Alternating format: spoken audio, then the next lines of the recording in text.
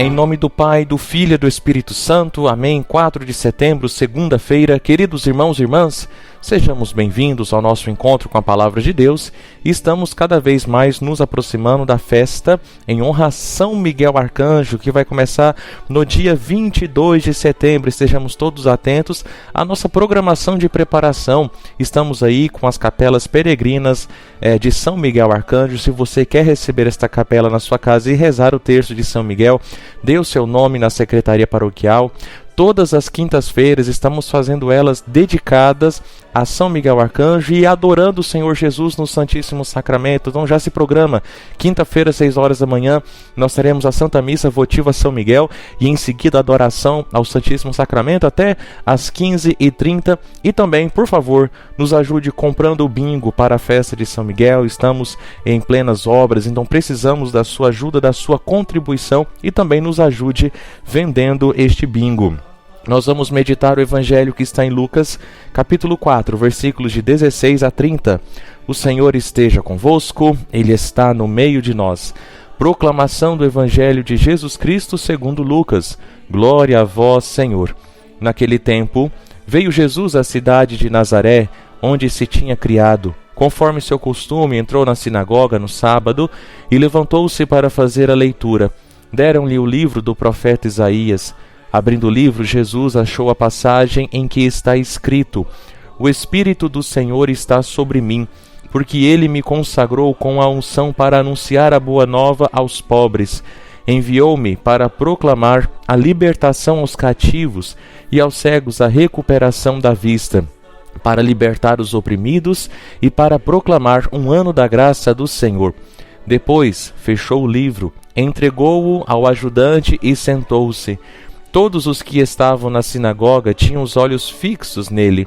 Então começou a dizer-lhes: Hoje se cumpriu esta passagem da Escritura que acabastes de ouvir. Todos davam testemunho a seu respeito, admirados com as palavras cheias de encanto que saíam de sua boca, e diziam: Não é este o filho de José? Jesus, porém, disse: Sem dúvida, vós me repetireis o provérbio: Médico, cura-te a ti mesmo. Faze também aqui, em tua terra, tudo o que ouvimos dizer que fizeste em Cafarnaum. E acrescentou: Em verdade eu vos digo, que nenhum profeta é bem recebido em sua pátria. De fato, eu vos digo, no tempo do profeta Elias, quando não choveu durante 3 anos e 6 meses, e houve grande fome em toda a região, havia muitas viúvas em Israel. No entanto, a nenhuma delas foi enviado Elias, senão a uma viúva que vivia em Sarepta, na Sidônia.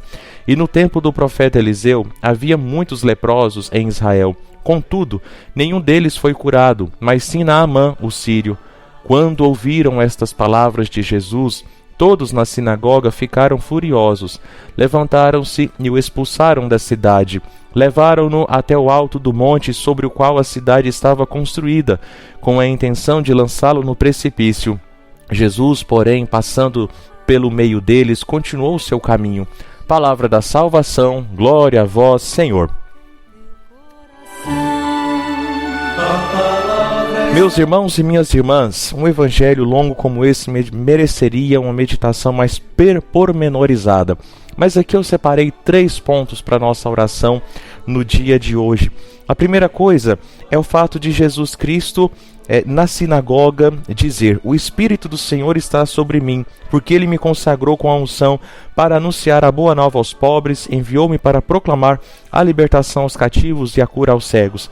Meus irmãos, tudo isso é sinal de que Jesus veio lutar contra uma coisa muito pontual, ou seja, contra o pecado.